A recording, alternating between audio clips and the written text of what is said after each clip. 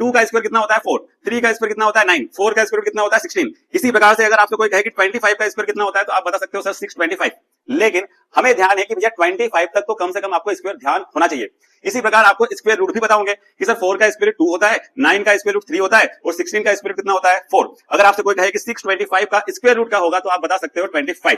ये तो थे हमारे जो परफेक्ट स्क्वायर और स्क्वायर रूट जो होते हैं वो हम आसानी से निकाल सकते हैं और मैक्सिमम सारे स्टूडेंट को पता होते हैं।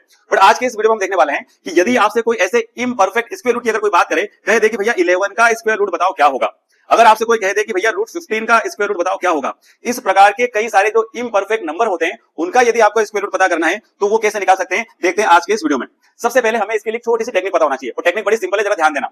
आपके पास जो भी नेचुरल नंबर होगा उसको दो पार्टों में डिवाइड करना है, एक रहेगा x और दूसरा रहेगा y। बट यहां पर शर्त सिर्फ ये है कि जो आपका x वाला पार्ट होगा वो ऐसा पार्ट होगा जिसका स्क्वायर रूट आपको पता है और जो y वाला पार्ट होगा वो आपका रिमेनिंग पार्ट होगा। आप उसके अंदर या तो एडिशन या सब्सट्रैक्शन दोनों ही मेथड से आपका स्क्वायर रूट निकाल सकते हो।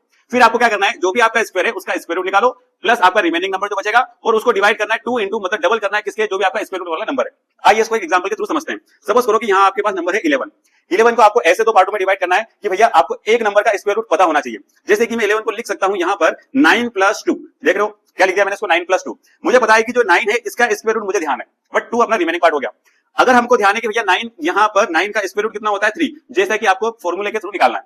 9 का स्क्वायर रूट कितना हो गया 3 प्लस आप ऐड कर रहे हो तो यहाँ पे भी आपको क्या लगाना 8, अगर माइनस होगा तो फिर माइनस लगाएंगे। यहाँ पर जैसे आपने इसको 2 ऐड किया, आपका रिमेनिंग पार्ट कितना था 2, ये आ गया आपका 2 अपॉन में क्या करना है 2 इंटू यहाँ स्क्वायर रूट x, जो आपका यहाँ नंबर रहेगा 9 का स्क्वायर रूट कितना था 3, वही नंबर आपका यहाँ आने वाला है। बस आपका आंसर बिल्कुल आने वाला है। एक शर्त यहाँ पर सिर्फ इतनी सी है कि आपका एग्जैक्ट आंसर नहीं होगा, अप्रोक्सीमेट आंसर आपका बिल्कुल आने वाला है। हम यहाँ पर देख रहे हैं कि भैया 2 से 2 कैंसिल हो रहा है, हमारा यहाँ पर आंसर क्या होगा 3 + 1/3 हो रहा है। 1/3 को डिवाइड कर लो, 3 + 1 को अगर 3 से डिवाइड करेंगे 0.33 लगभग इस प्रकार से आपका आंसर आएगा। आपको क्या करना है, यहाँ पर 3 को ऐड करना है। जैसे आप 3 को 0 में ऐड करोगे आपका आंसर हो जाएगा 3.33 डैश। मतलब आप कह सकते हो कि भैया जो रूट 11 है उसकी अप्रोक्सीमेट जो वैल्यू आ रही है स्क्वायर रूट में वो कितनी आ रही है, लगभग 3.333 के आसपास।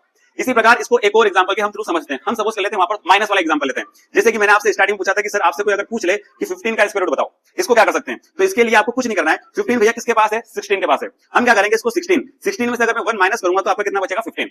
मतलब आप 15 का ही स्क्वायर रूट निकाल रहे हो लेकिन आपने क्या कर दिया उसको 16 - 1। अगली स्टेप आपकी ध्यान है, आपको 16 का स्क्वायर रूट कितना होता है भैया 4, माइनस है तो माइनस, रिमेनिंग पार्ट ऊपर 2 इंटू जो भी आपका यहाँ पर स्क्वायर रूट रहेगा।